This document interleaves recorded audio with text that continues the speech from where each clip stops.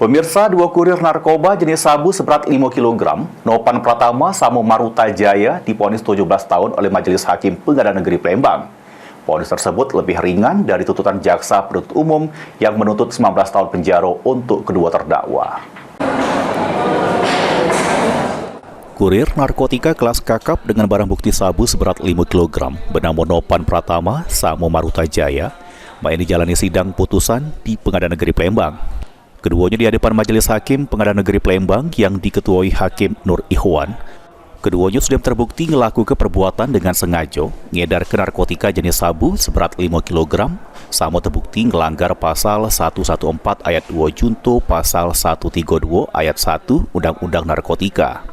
Terdakwa Nopan Pratama Samo Maruta Jaya sama-sama divonis pidana penjara selama 17 tahun, denda 1 miliar rupiah, yang mana kalau denda tersebut tidak dibayar diganti dengan pidana penjara selama 6 bulan.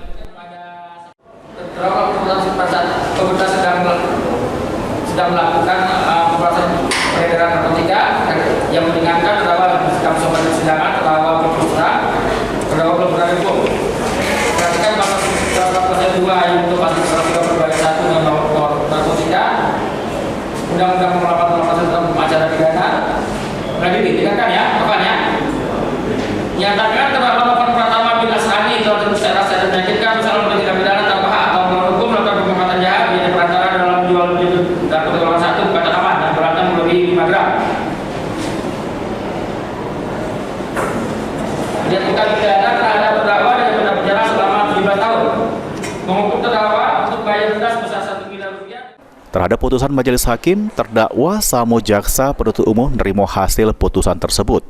Sebelumnya, kedua terdakwa dituntut jaksa penuntut umum dengan pidana penjara selama 19 tahun. Lutfi, PAL TV.